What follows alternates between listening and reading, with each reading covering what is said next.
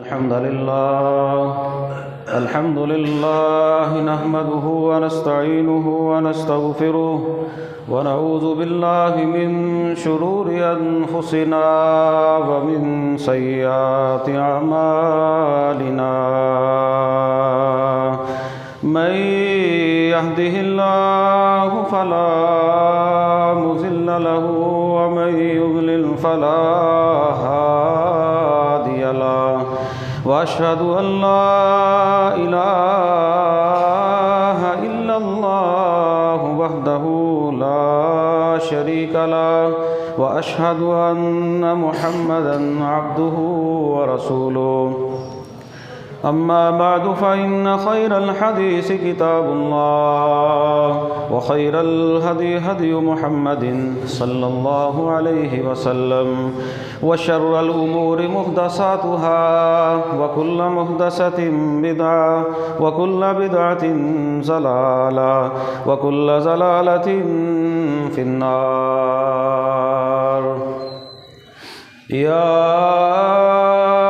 أيها الذين آمنوا اتقوا الله حق تقاته ولا تموتن إلا وأنتم مسلمون. يا أيها الناس اتقوا ربكم الذي خلقكم من نفس واحدة وخلق منها زوجها وبث منهما رجالا كثيرا ونساء واتقوا الله الذي تساءلون به والأرحام إن الله كان عليكم رقيبا. يا أيها الذين آمنوا اتقوا الله وقولوا قولا سديدا يصلح لكم أعمالكم ويغفر لكم ذنوبكم ومن يطع الله ورسوله فقد فاز فوزا عظيما. رب اشرح لي صدري ويسر لي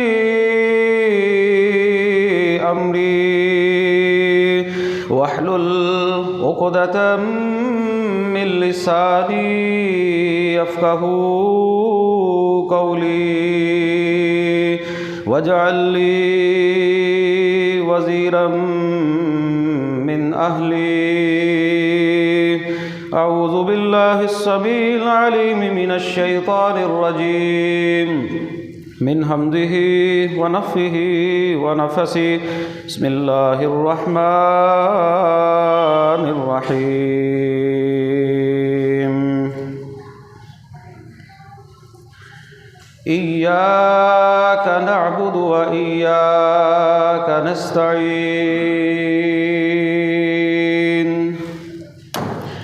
ہر قسم کی حمد و ثنا، بڑائی، کبریائی، یکتائی، بادشاہی، شہنشاہی اللہ رب العالمین کی ذات کے لیے خاص ہے، جو علی کل شیء قدیر ہے، فعال لما یرید ہے. ہر چیز پر وہ قادر ہے، جو وہ چاہتا ہے وہ کرتا ہے. درود و سلام امام الانبیاء خاتم النبیین رحمۃ للعالمین جناب محمد رسول اللہ صلی اللہ علیہ وسلم کی ذات گرامی پر خاص.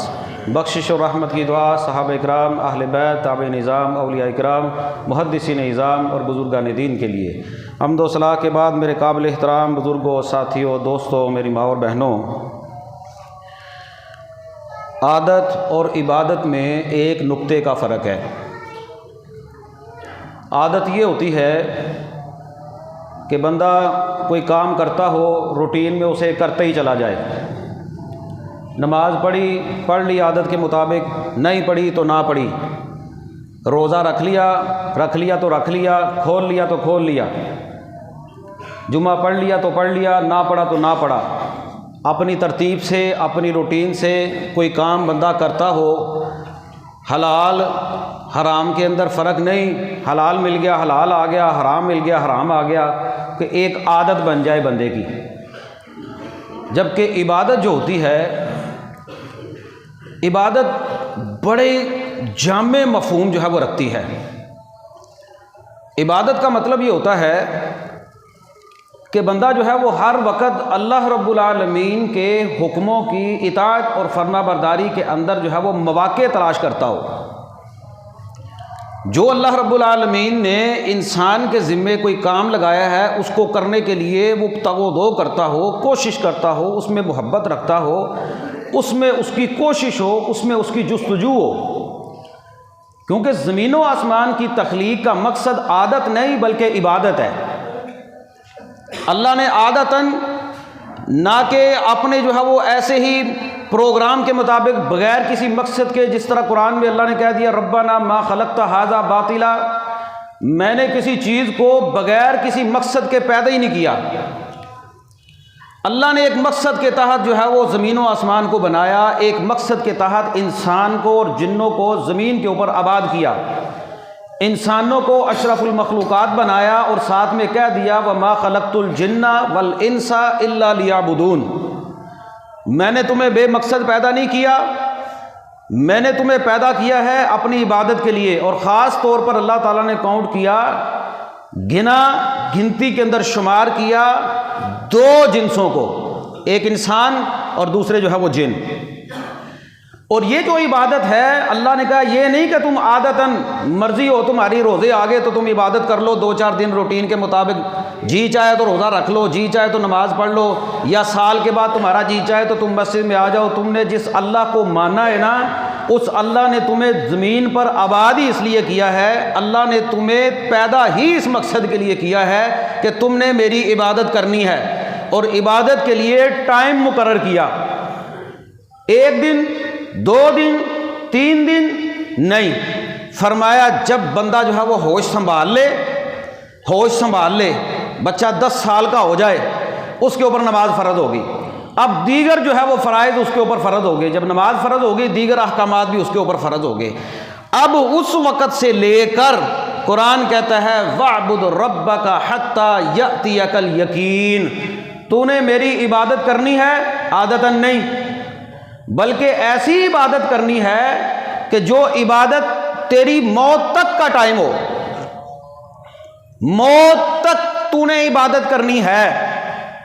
اس سے پہلے اگر انسان کی عقل معوف ہو جائے، انسان کی عقل ختم ہو جائے، پھر بندہ مرفوع القلم ہوتا ہے، ورنہ جب تک انسان کی جان میں جان ہے، اللہ تعالیٰ نے اس کو صحت دی ہے، اس کا دماغ کام کرتا ہے، اس وقت تک تو نے میری عبادت کرنی ہے۔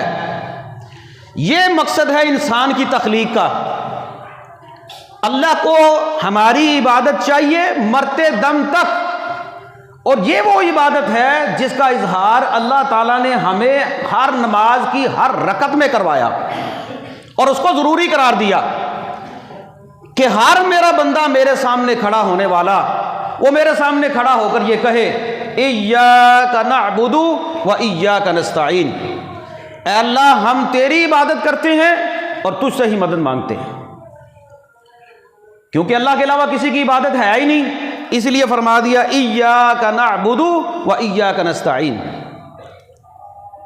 اور جس بندے نے عبادت سے انکار کیا اس کو بھی قرآن میں اللہ تعالیٰ نے واضح کر دیا، فرمایا ان الذین یستکبرون عن عبادتی، وہ بندے جن بندوں نے میری عبادت سے انکار کیا، تکبر کیا۔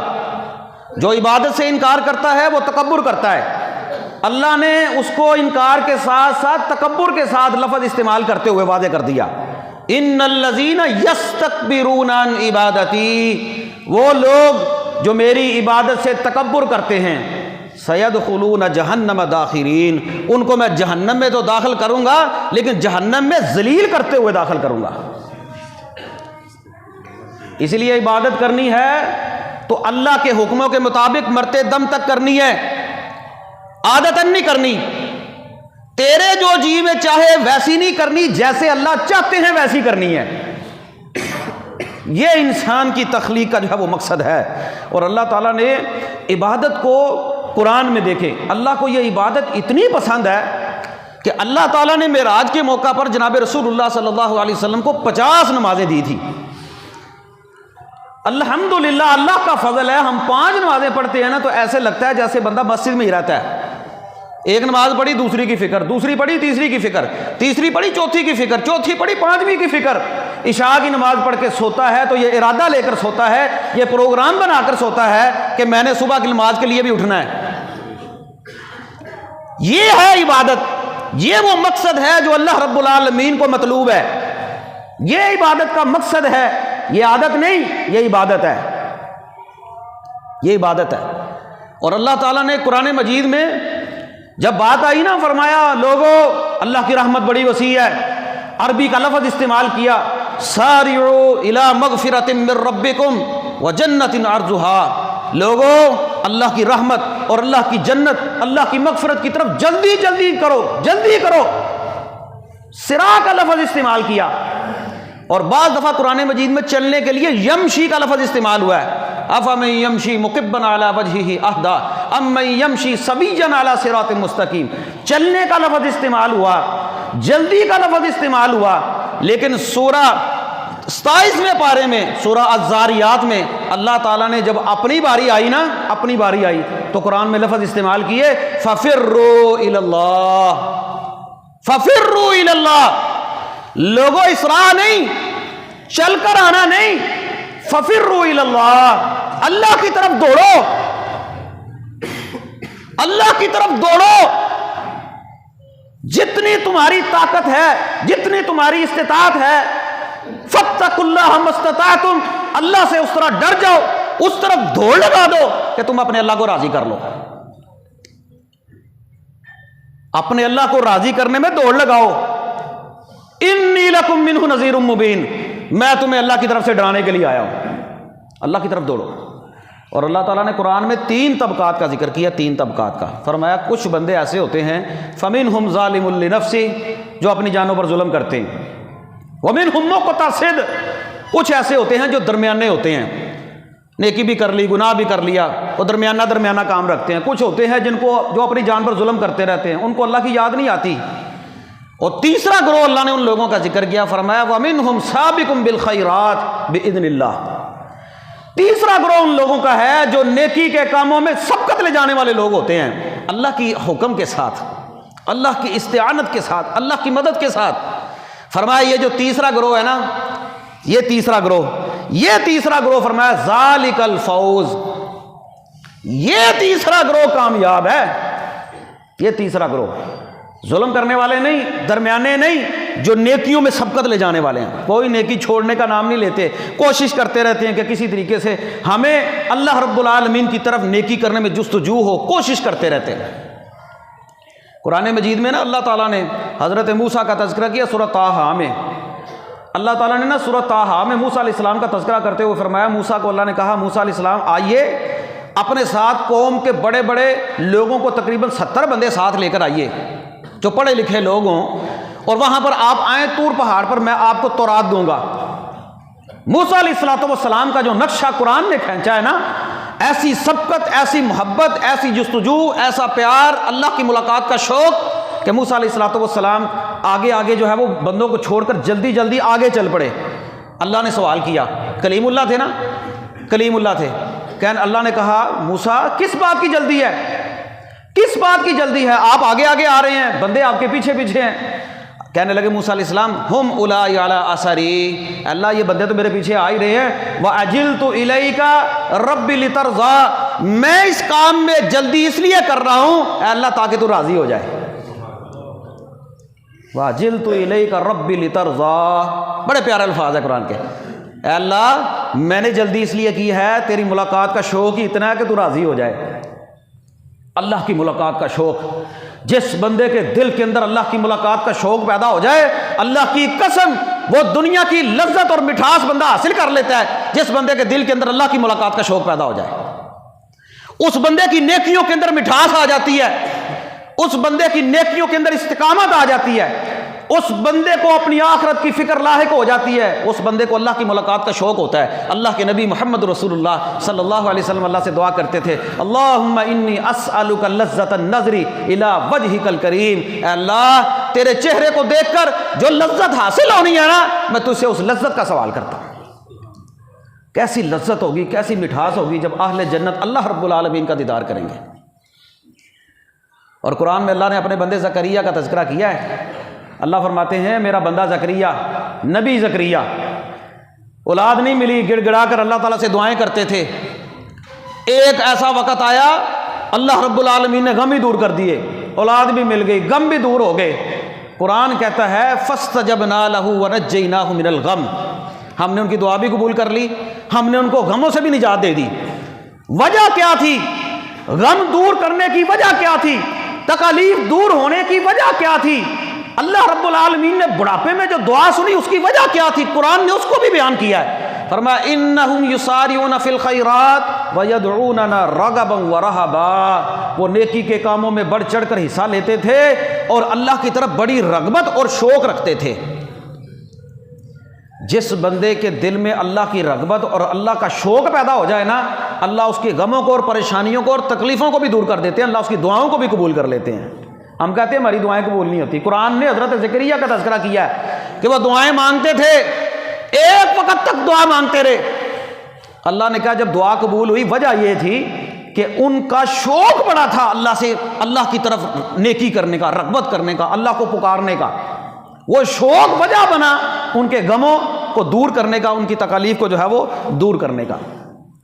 جناب رسول اللہ صلی اللہ علیہ وسلم کی حالت دیکھیں، احادیث میں الفاظ موجود ہیں، صحیح بخاری اٹھا کر دیکھیں. حدیث میں آتا ہے نبی پاک صلی اللہ علیہ وسلم جب رمضان کا مہینہ شروع ہوتا آپ محنت کرتے، آپ اپنی آل اولاد کو بھی کہتے، اور جب آخری عشرہ آتا ای قضا اہلا، حدیث کے الفاظ ہیں اللہ کے نبی کمر بستہ ہو جاتے، پہلے بڑی نیکیاں کرتے تھے، تیاری پکڑ لیتے اور اپنے گھر والوں کو بھی جو ہے وہ جگاتے، اپنے گھر والوں کو بھی تیار کرتے کہ نیکیوں کا مہینہ اور نیکیوں کا سیزن ہے، یہ آخری عشرہ ہے، اس عشرے میں کوئی میرے گرانے سے کم از کم محروم نہ رہے. ایسے تو صحابہ کو بھی شوق دلاتے تھے. اور عبادت کا مقصد صرف نماز پڑھنا نہیں ہوتا، عبادت بڑا جامع مفہوم رکھتا ہے. لفظ عبادت میں ہر چیز آ جاتی ہے. دیکھیں نبی پاک صلی اللہ علیہ وسلم پر ابھی وحی نازل نہیں ہوئی تھی، آپ صلی اللہ علیہ وسلم کے دل کے اندر اللہ تعالیٰ نے رغبت ڈال دی، محبت ڈال دی. آپ غار حرا کے اندر جاتے، وہاں پر بیٹھ کر اللہ کو یاد کرتے، زمین و آسمان کے اوپر غور و فکر کرتے.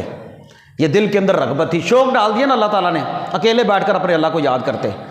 اور جب پہلی وحی آئی، اس وحی کے آنے کے بعد جب جناب رسول اللہ پریشان ہوئے، آپ صلی اللہ علیہ وسلم جو ہے وہ غار حرا سے سیدھے اپنے گھر گئے، اپنی زوجہ امی خدیجہ رضی اللہ تعالیٰ عنہ کے پاس گئے اور جا کر کہنے لگے زملونی زملونی، مجھے چادر اڑاؤ، مجھے چادر اڑاؤ. کب کبھی طاری ہوگی. ایک نیا منظر تھا، حضرت جبرائیل کو ان کی اصلی شکل کے اندر جو ہے وہ دیکھا تھا. انہوں نے آ کر کہا تھا اقرا بسم ربک الذی خلق، انہوں نے آیات پڑھائی، پہلی مرتبہ یہ منظر دیکھا.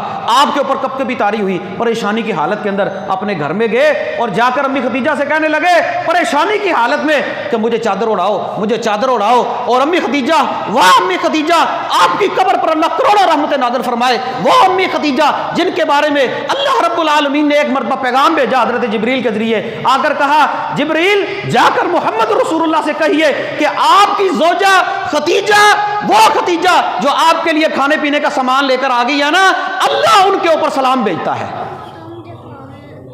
اللہ سلام بھیجتا ہے. وہ امی خدیجہ ام المومنین امی خدیجہ رضی اللہ تعالیٰ عنہ اپنے خامن کو دیکھ کر کہنے لگی انک لتصل الرحم وتحمل الکلہ وتکسب المعدوبہ وتقری الضیف وتعین علی نوائب الحق. اے سرتاج، اے میرے سر کے تاج، خامن تھے، آپ پریشان نہ ہو. آپ کی پریشانی یہ مستقل نہیں ہے، آپ پریشان نہ ہو. انک لتصل الرحم، آپ کے ساتھ کوئی بھی ایسا واقعہ نہیں ہونے والا. کیوں؟ کیونکہ آپ تو صلہ رحمی کرنے والے ہیں. وتحمل الکلہ، آپ تو لوگوں کی بوجھ اٹھانے والے ہیں. وتقری الضیف، آپ تو لوگوں کی مہمان نوازی کرنے والے ہیں. وتکسب المعدوم، آپ تو جو لوگ بوجھ تلے دب جاتے ہیں ان کو اٹھانے والے ہیں. وتعین علی نوائب الحق، آپ تو حق بات کے اوپر لوگوں کی مدد بھی کرنے والے ہیں اور حق بات کو لوگوں تک بتانے والے بھی ہیں. کتنی صفات نبی پاک صلی اللہ علیہ وسلم کی گنوا دی. ابھی نبوت پہلی وہی نازل ہو رہی ہے. اگر گھر کے اندر خاتون ہو نا نیکی کرنے والی اور بات کو سمجھنے والی، اس کا خاوند باہر سے پریشان آئے تو اس کو حوصلہ دیتی ہے تاکہ وہ زیادہ پریشان نہ ہو. اچھی صفات جناب رسول اللہ میں اور بھی بہت ساری تھی، لیکن امی خدیجہ کہنے لگی آپ پریشان نہ ہو. انک لتصل الرحم، کیا واقعہ پیش آ گیا؟ آپ تو صلہ رحمی کرنے والے ہیں، آپ تو مدد کرنے والے ہیں، آپ تو مہمان نوازی کرنے والے ہیں، آپ کے ساتھ یہ کیا، آپ پریشان نہ ہو. تکری الضیفہ وتعین علی نوائب الحق، آپ تو لوگوں کی مدد کرنے والے ہیں. نبی پاک صلی اللہ علیہ وسلم نے آپ کی جو اچھی صفات تھی نا، ان صفات کا تذکرہ کرتے ہوئے جناب رسول اللہ صلی اللہ علیہ وسلم کو امی خدیجہ رضی اللہ تعالی عنہ نے جو ہے وہ تسلی دی. اور دیکھیں نبی پاک صلی اللہ علیہ وسلم کی عبادت کی حالت کیا تھی. آپ صلی اللہ علیہ وسلم کے پاس صحابہ آئے، آپ کی عبادت کے متعلق پوچھا. امی خدیجہ، امی عائشہ گھر پر تھی، نبی پاک گھر پر نہیں ملے. امی عائشہ نے بتایا، وہ 3 صحابہ کہنے لگے میں تو کبھی بھی روزہ نہیں چھوڑوں گا. ایک کہنے لگا، دوسرے کہنے لگے میں تو شادی نہیں کروں گا، شادی کی وجہ سے بندہ عبادت چھوڑ دیتا ہے. تیسرا کہنے لگا کہ میں تو ساری رات کی عبادت ہی کرتا رہوں گا. ہماری حالت یہ ہے کہ ہم عبادت میں اتنے پیچھے ہیں، جناب رسول اللہ نے آپ کے اگلے پچھلے سارے گناہ معاف کر دیے ہیں، اس کے باوجود اتنی عبادت کرتے ہیں. جناب رسول اللہ کی عبادت کا سن کر انہوں نے یہ عہد کر لیا کہ میں تو ساری رات ہی عبادت کرتا رہوں گا، میں تو روزہ ہی نہیں چھوڑوں گا، میں تو شادی نہیں کروں گا.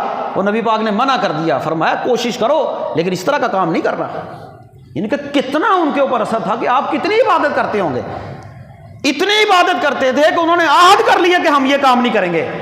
اور امی عائشہ خود فرماتی ہیں، نبی پاک صلی اللہ علیہ وسلم کے شوق کا خود ذکر کرتے ہوئے فرماتی ہیں، آپ رات کو اتنا قیام کرتے، اتنا قیام کرتا، اتنے قیام کرتے کہ اللہ کے نبی کے پاؤں سوج جاتے، پاؤں مبارک سوج جاتے.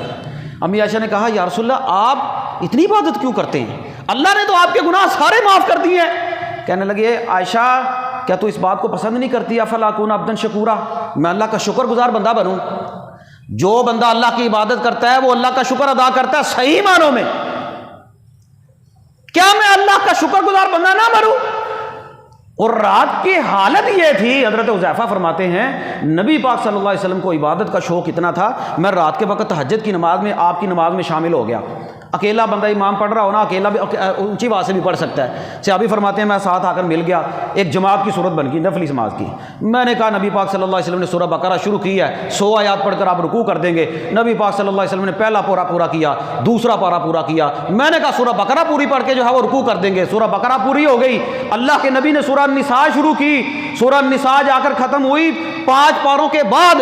پھر اللہ کے نبی نے سورہ آل عمران پڑھی، آل عمران پوری کر دی. پھر جناب رسول اللہ صلی اللہ علیہ وسلم نے رکوع کیا. گویا کہ ایک رکعت میں جناب رسول اللہ نے 5.25 پاروں کے قریب جو ہے وہ قیام کیا. اللہ اکبر. ہماری ساری زندگی میں کبھی ایک رکعت میں 5.25 پارے نہیں ہوں گے، ساری زندگی میں، چاہے حافظ بھی ہو، الا ماشاء اللہ ساری زندگی میں 5 پارے نہیں ہوں گے. جناب رسول اللہ نے ایک رکعت میں پڑھے. یہ شوق تھا، نبی پاک صلی اللہ علیہ وسلم کی محبت تھی، نبی پاک صلی اللہ علیہ وسلم کا پیار تھا اللہ کو راضی کرنے میں.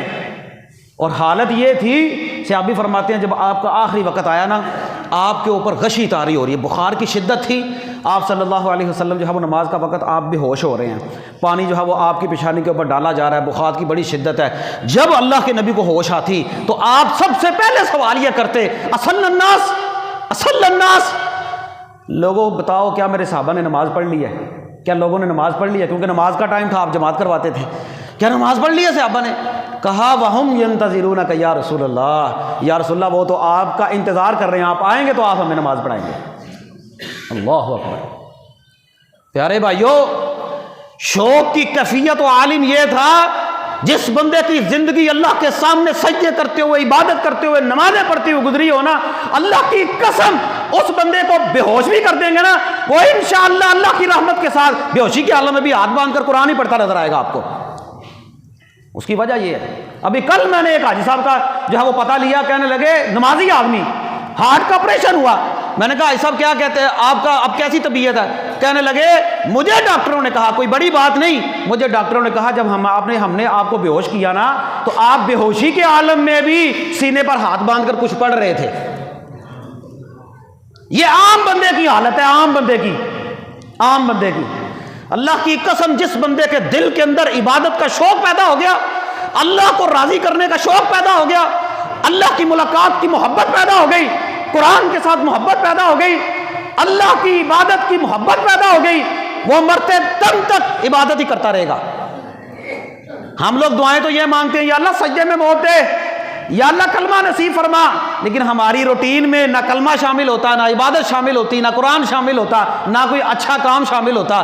جیسی بندے کی عادتیں ہوں، جیسی خصلتیں ہوں، مرتے وقت بھی وہی چیزیں بندے کی زبان پر آتی ہیں۔ یہ تو جناب رسول اللہ تھے نا، آپ کی گھر کی حالت دیکھیں۔ نبی پاک صلی اللہ علیہ وسلم ایک مرتبہ مسجد نبوی میں داخل ہوئے، مسجد نبوی میں جب داخل ہوئے نا، آپ نے 2 ستونوں کے درمیان ایک رسی دیکھی بندھی ہوئی۔ آپ نے فرمایا یہ رسی کس نے باندھی ہے؟ کہا یا رسول اللہ آپ کی زوجہ ام المومنین حضرت زینب نے یہ رسی باندھی ہے، اور رسی اس لیے باندھی ہے جب وہ رات کو نفلی عبادت کرتے کرتے تھک جاتی ہیں تو اس رسی کو پکڑ کر جو ہے وہ کھڑے ہو کر قیام کرنا شروع کر دیتی ہیں۔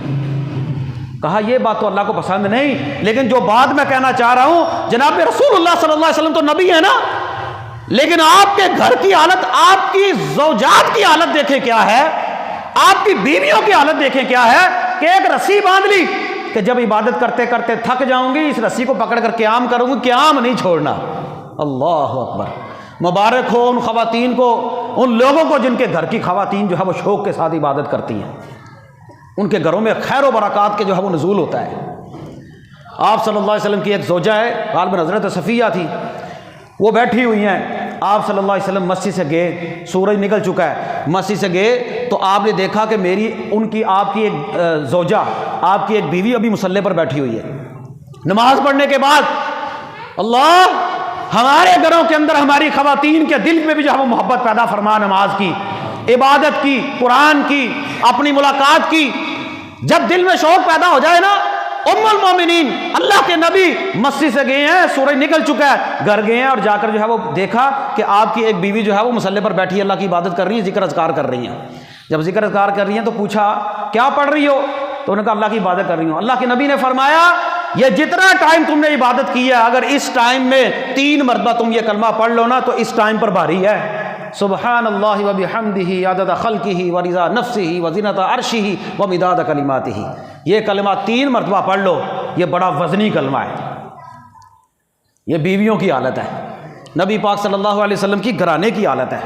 آپ صلی اللہ علیہ وسلم کا شوق، آپ کی بیویوں کا شوق، حدیث میں الفاظ موجود ہیں، جناب رسول اللہ صلی اللہ علیہ وسلم نے اعتکاف کا خیمہ لگایا، آپ کی بیویوں نے بھی دیکھا دیکھی جو ہے وہ خیمہ لگا لیا کہ اللہ کے نبی جو ہے وہ خیمہ لگا رہے ہیں، ہم بھی خیمہ لگائیں گے۔ 9 کے 9 خیمے لگے مسجد نبوی میں۔ جناب رسول اللہ نے دیکھا تو میرے خیمے کے ساتھ یہ خیمے کس کے ہیں؟ کہا یا رسول اللہ آپ کی بیویوں کے ہیں۔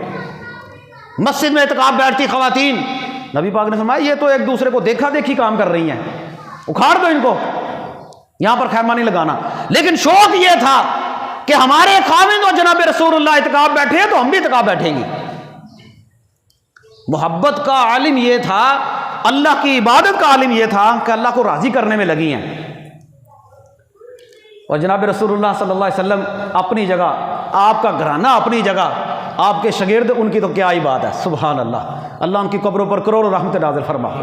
اللہ کے نبی صلی اللہ علیہ وسلم کے پاس نا غریب صحابہ آئے، غریب صحابہ، غریبوں پریشان نہ ہوا کرو، جو اللہ نے دیا قناعت کرو، اس کے اوپر گزارا کرو، اللہ کا شکر ادا کرو۔ اور اللہ کے بندوں فلسطین میں دیکھو، فلسطین میں شکر کس چیز کا نام ہے؟ اللہ کی قسم فلسطینیوں کو دیکھو، شکر کس کو کہتے ہیں؟ ٹوٹی مسجدیں، بم مارے ہیں ان کے گھروں کے اوپر، کسی جگہ پر کوئی چھاؤں مل گئی، کوئی سایہ مل گیا۔ اللہ کی قسم فلسطینیوں کی زبان پر ایک ہی کلمہ ہے، کھانا مل گیا پھر بھی حسبنا اللہ و نعم الوکیل، نہیں ملا پھر بھی حسبنا اللہ و نعم الوکیل، چھت مل گیا پھر بھی حسبنا اللہ و نعم الوکیل، نہیں ملی پھر بھی حسبنا اللہ و نعم الوکیل۔ باپ فوت ہو گیا، ماں فوت ہو گئی، بیٹا شہید ہو گیا، چھوٹے چھوٹے بچے شہید ہو گئے، پھر بھی کہہ رہے ہیں ہمارا یہ بیٹا شہید ہو گیا ہے۔ یہ شہداء میں سے ہے، ایک دوسرے کو دیکھ دیکھ کر کہتے ہیں شہید، شہیدہ، یہ شہید ہو گیا، یہ شہید ہو گیا۔ حسبنا اللہ و نعم الوکیل، ہمیں اللہ کافی ہے، ہمیں اللہ کافی ہے۔ وہ بڑا بہترین کارساز ہے، وہ ہمیں اکیلا نہیں چھوڑے گا۔ یہ کہنے کی بات ہے۔ غربت میں بندے کو ناشکری نہیں کرنی چاہیے۔ عبادت، جو بندہ اللہ کی جم کر عبادت کرتا ہو وہ ناشکرا نہیں ہو سکتا، وہ اللہ کا شکر گزار بندہ ہے۔ کو شیطان نے کہا تھا نا وَلَا تَجِدُ أَكْثَرَهُمْ شَاكِرِينَ، اکثر بندوں کو تو شکر کرنے والا نہیں پائے گا، ان میں شکر ہی ہوں گے زیادہ، ہم نہیں شکرے۔ غریب صاحبہ نا اللہ کے نبی کے پاس آئے، آ کر کہنے لگے یا رسول اللہ، یہ جو امیر صاحب ہے نا جن کو تو نے اللہ نے مال دیا ہے، یہ تو حج بھی کرتے ہیں، عمرہ بھی کرتے ہیں، قربانیاں بھی کرتے ہیں، یہ سارے نیکی کے بڑے بڑے کام کرتے ہیں جو ہم نہیں کر سکتے۔ اللہ اکبر، جستجو دیکھیں کیا ہے۔ شوق دیکھیں کیا ہے، پیار دیکھیں کیسا ہے، اللہ کو راضی کرنے کا جذبہ دیکھیں کیسا ہے کہ میں پیچھے نہ رہ جاؤں۔ آج ہماری مقابلے بازی پتہ کس چیز میں ہوتی ہے؟ اس نے بڑی بلڈنگ بنائی ہے، میں بھی بڑی بلڈنگ بناؤں گا۔ اس نے ٹاؤن میں گھر بنا لیا، میں پیچھے رہ گیا ہوں، میں بھی ٹاؤن کے اندر گھر بناؤں گا۔ اس نے اپنے گھر کے اوپر ٹائلیں لگا لی ہیں، میں نے ٹائلیں کیوں نہیں لگائی؟ اس نے پتھر لگا لیے، میں نے کیوں نہیں لگایا؟ اس نے گاڑی فلاں ماڈل کی لے لی ہے، میں پیچھے رہ گیا ہوں۔ یہ ہماری حسرت ہے، یہ ہمارا شوق ہے، یہ ہماری دنیا داری ہے۔ اسی چیز نے ہمیں نشکرا بنا دیا، اسی چیز نے ہمیں شکرا بنا دیا۔ حالانکہ شکر تو یہ تھا کہ بندہ اپنے نیچے دیکھتا کہ یا اللہ تو نے مجھے موٹر سائیکل دی ہے، نئی گاڑی دی، وہ نیچے سائیکل والا بھی ہے۔ یہ شکر تھا، شکر یہ تھا۔ ہمیں مقابلے بازی، دنیا داری کی مقابلے بازی نے ہمیں جو ہے وہ شکرا بنا دیا۔ غریب صاحب آیا آ کر کہنے لگے یا رسول اللہ یہ تو سبقت لے گئے ہیں، ہم پیچھے رہ گئے ہیں۔ اللہ کے نبی نے فرمایا میں تمہیں ایک عمل بتاتا ہوں، اگر تم وہ عمل نماز کے بعد کر لیا کرو گے نا تو تمہارے جیسا اس عمل کوئی بھی نہیں کرے گا، تم ان کے آگے نکل جاؤ گے۔ کیا فرمایا؟ 33 مرتبہ سبحان اللہ، 33 مرتبہ الحمدللہ، 34 مرتبہ اللہ اکبر۔ ہر نماز کے بعد تم نے یہ پڑھنا ہے تو تم ان سے آگے نکل جاؤ گے۔ اب یہ جو غریب صحابہ تھے نا، انہوں نے نماز کے بعد بیٹھ کر تسبیح کرنا شروع کر دی۔ اللہ اکبر، شوق دیکھے کتنا ہے۔ ہمیں بھی بتایا جاتا ہے نا، ہمیں بھی اذکار بتائے جاتے ہیں۔ یقین کریں مسجد میں بیٹھنے کا موقع ہی نہیں ملتا، رمضان میں نہیں بیٹھتے مسجد میں، عام دنوں میں تو ہم نے کیا بیٹھنا ہے، شوق ہی کوئی نہیں ہے۔ مسجد میں سلام پھری ہو گئے، مسجد خالی، 5 منٹ میں جمعہ ختم ہوا، 5 منٹ میں مسجد خالی۔ پتہ نہیں کون سے دنیا جہان کے کام ہے جو ہمارے ختم ہونے کا نام ہی نہیں لیتے۔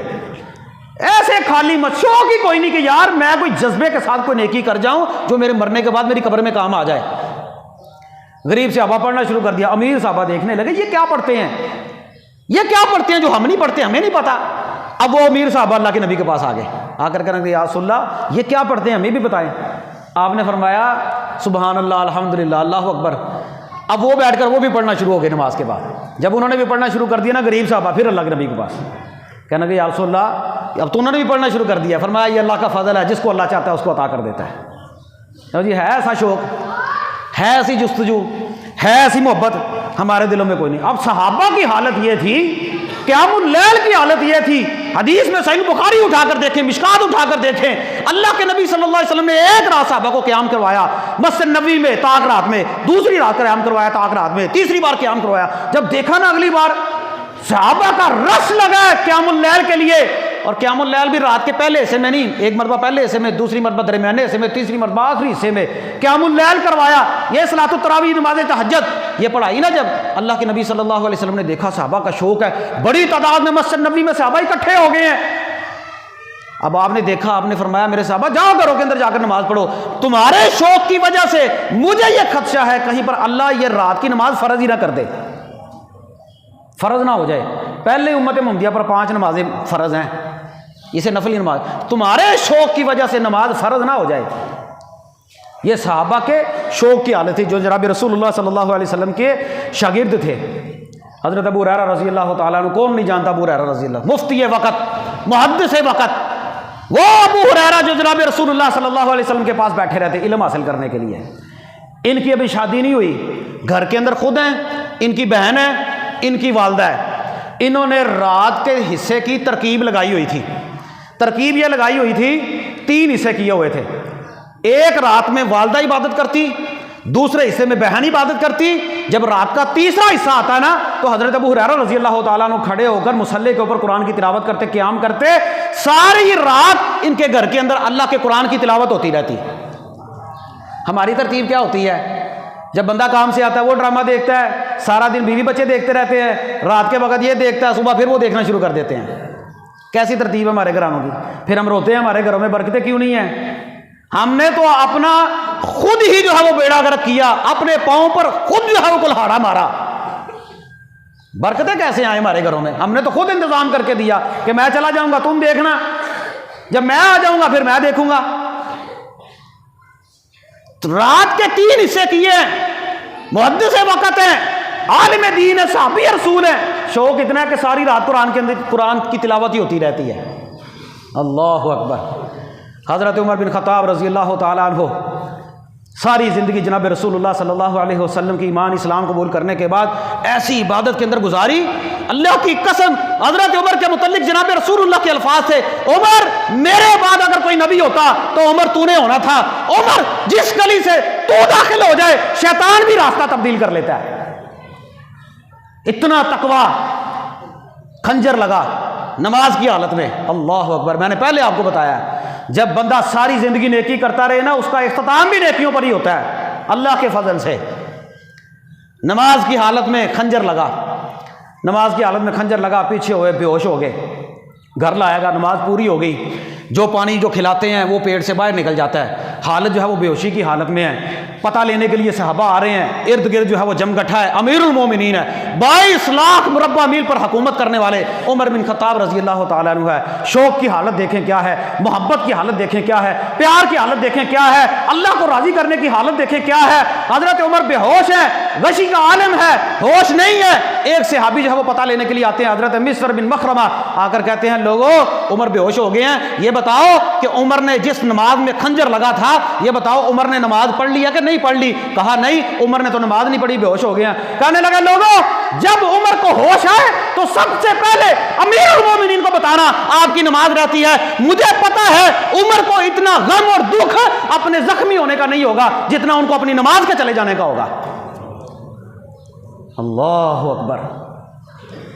اتنا غم اور دکھ ان کو اپنے خنجر لگنے کا، زخمی ہونے کا نہیں ہوگا جتنا دکھ ان کو اپنی نماز کے چلے جانے کا ہوگا. مجھے پتا ہے. سب سے پہلے عمر سے کہنا آپ کی نماز رہ گئی ہے. یہ نماز ہی تھی. جب خندق کے موقع پر نماز رہی نا جناب رسول اللہ کی، خندق کھودتے ہوئے آپ نے ساری زندگی کسی کو بد دعا نہیں اتنی جلدی دی، لیکن جب عصر کی نماز رہ گئی تو اللہ کے نبی نے فرمایا اے اللہ مالا اللہ بیوتہم وقبورہم نارا، ان کے گھروں کو، ان کی قبروں کو جہنم کی آگ سے بھر دینا، ان کی وجہ سے میں محمد کی نماز رہ گئی ہے. جناب رسول اللہ کی نظروں میں نماز کی اہمیت، حضرت عمر کی نظروں میں نماز کی اہمیت یہ تھی، وہ خود کہتے تھے لا حظ فی الاسلامی ملا من ترک الصلاۃ، اس بندے کا اسلام میں کوئی حصہ نہیں جس نے نماز چھوڑ دی. مسروہ بن مخرمہ کہنے لگے او اللہ کے بندو سب سے پہلے ان کو بتانا آپ کی نماز رہ گئی ہے، کیونکہ ان کو اتنا غم اور دکھ اپنے زخمی ہونے کا نہیں ہوگا. حالت یہ ہے کہ جو پیتے ہیں باہر نکل جاتا ہے، حالت یہ ہے. اور للہیت یہ ہے بیماری کی حالت میں لیٹے ہوئے لوگ تیمارداری کرنے کے لیے آ رہے ہیں، ایک بندہ دور سے آیا، دور سے نظر پڑی اس کا تہبند جو ہے وہ ٹخنوں سے نیچے ہے، بیماری کی حالت میں کوئی چیز پیٹ میں نہیں ٹھہر رہی. اس بندے کو دیکھا اور دیکھ کر یہ نہیں کہا چلو کوئی بات نہیں میں زخمی ہو گیا ہوں، کون سا میرے اوپر جو ہے وہ مکلف ہے. جب دیکھا نا تکلیف کی اور بیماری کی حالت میں بھی کہ کوئی بندہ جو ہے وہ گناہ کا کام ہو رہا ہے، غلط کام ہو رہا ہے، تو فوراً اس بندے کی طرف اشارہ کر کے کہنے لگے اللہ کے بندے اپنا تہمت اوپر اٹھا لے، ایک تو نیچا رہنے سے یہ گندا ہوگا، دوسرا اللہ کے نبی کی نافرمانی ہوگی. اللہ کو چھوڑا نہیں. نبی پاک صلی اللہ علیہ وسلم کے صحابہ کی حالت یہ تھی. حضرت ابو بکر رضی اللہ تعالیٰ عنہ کی حالت دیکھیں کیا تھی. آپ اپنے صحابہ کو نہ تلقین کرتے، مجلس میں درس دیا. ایک مرتبہ پوچھا اے میرے صحابہ یہ بتاؤ آج تم میں سے روزہ کس نے رکھا ہے، نفلی روزہ؟ حضرت ابو بکر کہنے لگے لوگوں میں کھڑے ہو کر یا رسول اللہ آج میں نے نفلی روزہ رکھا ہے. دوسرا سوال کیا جناب رسول اللہ نے، کہا یہ بتاؤ آج تم میں سے کسی نے مسکین کو کھانا کھلایا، کسی غریب کو کھانا کھلایا؟ کہنے لگے ابو بکر میں نے کھانا بھی کھلایا. اللہ اکبر. تیسرا سوال کیا جناب رسول اللہ نے یہ بتاؤ آج تم میں سے کوئی بندہ کسی بیمار کا پتہ لے کر آیا، تیمارداری کی ہے؟ کہا یا رسول اللہ میں نے تیمارداری بھی کی ہے. چوتھا سوال کیا جناب رسول اللہ نے یہ بتاؤ آج تم میں سے اپنے کسی مسلمان بھائی کا جنازہ کس نے پڑھا ہے؟ حضرت ابو بکر کھڑے ہو کر کہنے لگے یا رسول اللہ میں نے اپنے کسی مسلمان بھائی کا جنازہ بھی پڑھا ہے. 4 سوال نیکی کے متعلق کیے، چاروں کے جواب میں حضرت ابو بکر کہنے لگے یہ نیکی کا کام میں نے کیا ہے. گویا کہ نیکی کے کاموں میں پیچھے نہیں رہتے تھے. کسی نیکی کا سوال ہوا حضرت ابو بکر کہنے لگے میں نے یہ نیکی کا کام کیا ہے. اللہ کے نبی نے کہا جس بندے کے دل کے اندر نیکی کا اتنا شوق پیدا ہو جائے اللہ رب العالمین اس بندے پر ویسے ہی جنت کو واجب کر دیتے ہیں. مطلب یہ تھا کہ نیکی کا کوئی سوال ہو اور صحابہ پیچھے رہنے والے نہیں تھے، سوال ہوتا. اور پھر صحابہ کے شاگردوں کو دیکھے. حضرت سعید بن مسیب کہتے ہیں بہت بڑے تابعی ہیں، بہت بڑا نام ہے صحابہ کے شاگردوں میں، تابعی ہیں. خود کہتے ہیں علامہ ذہبی رحمہ اللہ نے سیر اعلام النبلاء کے اندر لکھا ہے، کہتے ہیں ما اذن مؤذن منذ 20 سنۃ الا وكنت في المسجد. لوگوں میں نے اپنی زندگی کی 20 سال کی نمازیں اس حال میں پڑھی ہیں کہ مؤذن اذان بعد میں دیتا تھا، میں مؤذن کے اذان دینے سے پہلے نماز پڑھنے کے لیے مسجد میں چلا جاتا تھا.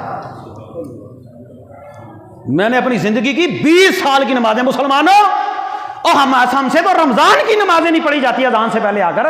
رمضان میں بھی ہماری 2-3 رکعتیں رہتی ہیں، رمضان میں بھی فجر کی سنتے بعد میں پڑھتے ہیں، رمضان میں بھی نماز نہیں پڑھی جاتی، رمضان میں بھی نماز قضا ہو رہی ہوتی ہے۔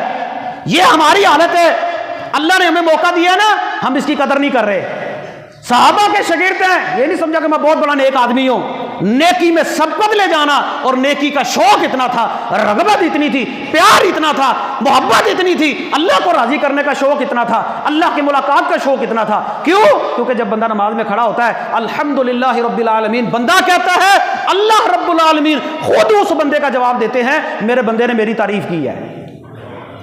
وہ خوش نصیب بندہ جو نماز میں کھڑا ہوتا ہے الحمدللہ پڑھتا ہے، اللہ خود اس کا جواب دیتے ہیں۔ کہتے ہیں ما اذن مؤذن منذ 20 سنۃ الا وكنت في المسجد، میں نے اپنی زندگی کی 20 سال کی نمازیں اس حال میں پڑھی ہیں کہ مؤذن اذان بعد میں دیتا تھا، میں مسجد میں پہلے چلا جاتا تھا۔ اللہ اکبر، اللہ ایسا شوق ہمیں بھی، ہمارے دل میں بھی پیدا فرما۔ ایک تابعی ہیں سلیمان بن مہران، امام اعمش ان کو کہا جاتا ہے۔ اعمش اس وجہ سے نام پڑ گیا، یہ اللہ کے سامنے اتنا روتے تھے، رونے کی وجہ سے ان کی آنکھوں کی بینائی چلی گئی۔ اللہ اکبر، نابینا ہو گئے، نام پڑ گیا امام اعمش۔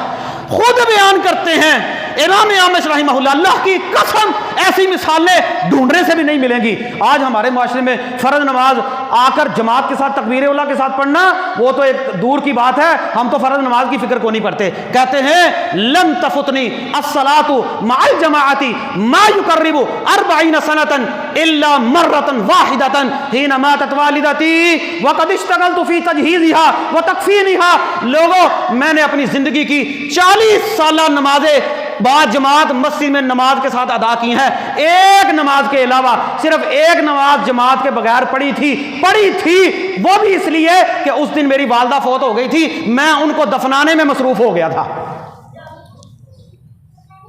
اپنی زندگی کی 40 سالہ نماز میں نے با جماعت ادا کی ہے، ایک نماز جماعت کے بغیر پڑھی ہے۔ کون ہے ہم میں سے کھڑا ہو کر جو کہہ سکتا ہے میں نے 1 سال کی نمازیں جماعت کے ساتھ پڑھی ہیں؟ 1 سال، صرف 1 سال، 6 مہینے۔ ہم سے پورا مہینہ بھی، ہم سوچے نا، شاید پورا مہینہ بھی ہم سے با جماعت نماز نہ ادا نہ کی جائے، کوئی نہ کوئی نماز رہ ہی جاتی ہے۔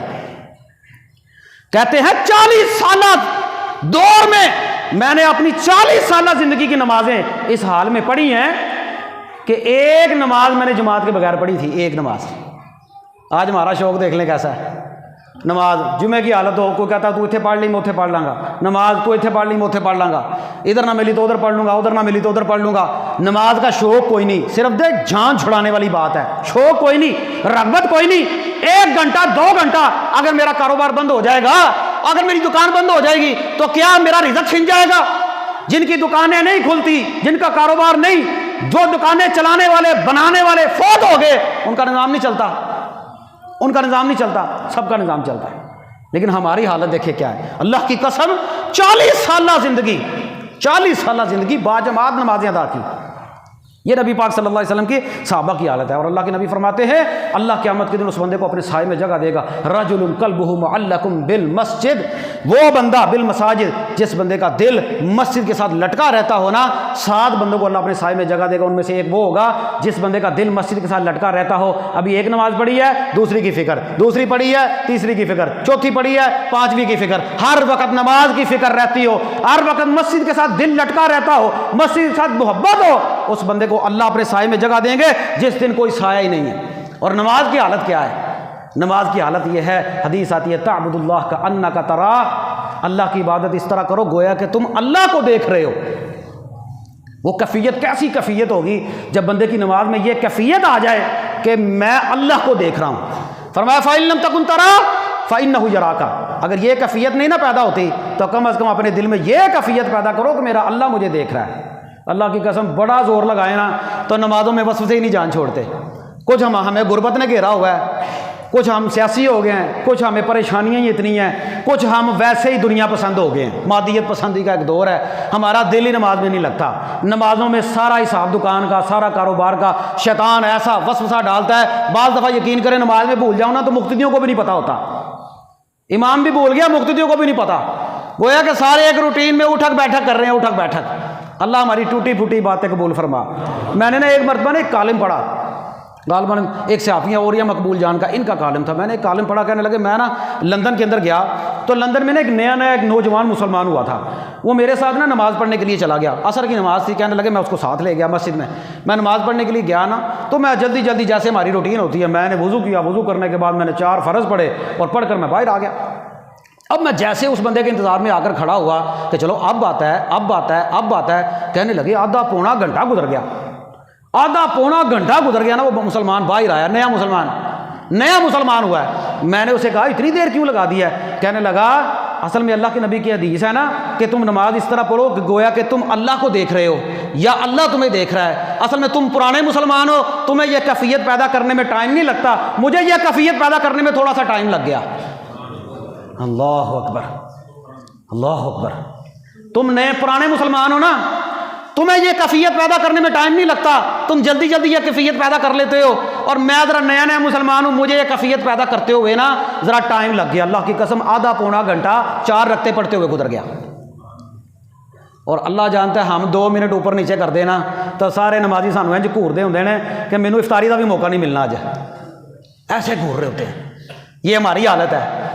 عبادت ایسے کہ تم اللہ کو دیکھ رہے ہو. اللہ کی قسم ساری زندگی کی نمازوں میں عبادتوں میں شوق دیکھے نا, جس بندے کے دل میں شوق پیدا ہو گیا نا وہ کامیاب ہو گیا. مسلمانوں غنیمت جانو, یہ رمضان کا مہینہ ہمارے اندر مہمان بن کر آیا. یہ دیکھ لیں 4تھا روزہ ہو گیا آج.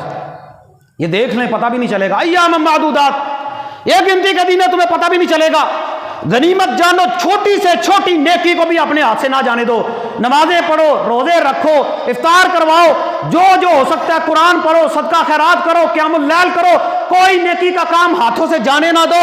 اس سے پہلے کہ ہمارے اوپر موت کا وقت آئے, حشر کا میدان ہو, قرآن کا یہ منظر اپنے سامنے رکھو. قرآن کہتا ہے یوم یفر المرء من اخیہ, جس دن ہر ایک اپنے بھائی سے بھاگے گا. وامہ وابی, ماں باپ بھاگیں گے. وصاحبتہ واخی, بھائی بھی بھاگے گا. وصاحبتہ وبنی, بیوی بھی بھاگے گی, اولاد بھی بھاگے گی. ہر کوئی جان چھڑاتا ہوگا, کوئی آپ کے قریب بھی نہیں آئے گا, ایک نیکی دینے کے لیے کوئی تیار نہیں ہوگا. اس منظر کو سامنے رکھیں. اس سے پہلے اپنے اللہ کو راضی کر لیں, نیکیاں اکٹھی کر لیں. جس بندے کی نیکیوں کا پلڑا بھاری ہو گیا, اللہ کی قسم وہ بندہ کامیاب ہوگا. فمن ثقلت موازینہ فاولئک هم المفلحون. جو بندہ جس کا نیکیوں کا پلڑا بھاری ہو گیا نا, آج اپنا پلڑا بھر لو, نیکیاں اکٹھی کر لو. کوئی تمہارے ساتھ قبر میں نہیں جائے گا, کوئی تمہارے ساتھ نہیں جائے گا. وہاں پر تم ہوگے اور تمہارا حساب کتاب ہوگا. کر لو نیکیاں اکٹھی. اور جس بندے نے نیکیاں کی, اللہ کی قسم اس بندے کا نیکیوں کے پلڑے میں اللہ کے ہاں بڑا میزان ہوگا. حضرت عبداللہ بن مسعود ہیں, صحابی رسول ہیں, چھوٹی سی قد والے ہیں, ہلکی سی پنڈلی ہیں, پتلا سا جسم ہے. ایک مرتبہ جو ہے وہ درخت کے اوپر چڑھے تو ہوا کے ساتھ ان کی پنڈلیاں ہلنا شروع ہوگی. ہوا کے ساتھ صحابہ دیکھ کر مسکرانے لگے کہ دیکھو عبداللہ بن مسعود کی چھوٹی چھوٹی ٹانگیں ہیں اور ہوا کے ساتھ ہل رہی ہیں, پتلی ٹانگیں ہیں. اللہ کے نبی نے فرمایا اے میرے صحابہ, تم عبداللہ بن مسعود کی پنڈلیوں کی طرف دیکھ کر ہنستے ہو کہ یہ ہوا کے ساتھ ہلتی ہیں. اللہ کی قسم ان پنڈلیوں کا وزن اللہ کے ہاں احد پہاڑ سے بھی زیادہ ہے. اللہ اکبر. کیوں احد پہاڑ سے زیادہ ہے؟ کیونکہ یہ نیکیاں کرنے والا جسم ہے. یہ نیکیاں کرنے والا جسم ہے.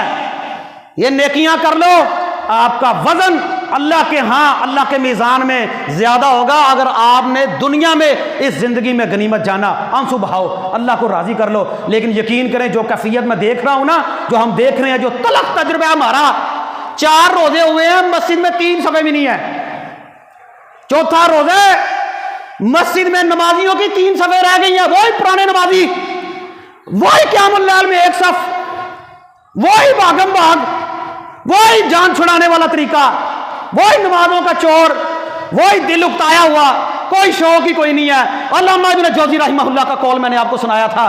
کہنے لگے اللہ کی قسم اگر قبر والے تمنا کریں نا تو اللہ سے یہ تمنا کریں گے یا اللہ ہمیں رمضان کا 1 دن دے دے, کیونکہ 1 دن اللہ کو منانے کے لیے بڑا ہے. قبر والے جب قبر میں چلے گئے تو ایک نیکی کو ترسیں گے, ایک ففروا الی اللہ. مسلمانوں اللہ کی طرف دوڑو, لپکو نیکیوں کی طرف. غنیمت جانو دن اور رات کو, اللہ کو راضی کر لو. اس زندگی کو غنیمت جانو, اللہ تعالیٰ نے یہ زندگی دی ہے, اس کو اللہ کی عبادت میں گزار دو. کوشش کرو جتنا زیادہ نیکیوں کا پلڑا بھاری ہو جائے، دکھلاوے کے لیے نہیں، اکیلے موقع ملتا ہے اکیلے کرو، قرآن پڑھو، قرآن کی تلاوت کرو، گھروں میں قرآن پڑھاؤ، بچوں کو پڑھاؤ، بیویوں کو پڑھاؤ، اپنی بیٹیوں کو پڑھاؤ، اولادوں کو تیار کرو۔ یہ برکتوں والا مہینہ ہے، اس میں نیکیاں کرو، گھروں میں اللہ تعالیٰ خیر و برکات جو ہے وہ نازل کر دیں گے۔ اللہ تعالیٰ سے دعا ہے اللہ ہمیں یہ سارا رمضان نیکیوں میں رغبت اور شوق کے ساتھ گزارنے کی توفیق عطا فرما، آمین۔ اقول قولی ھذا استغفر اللہ لی ولکم۔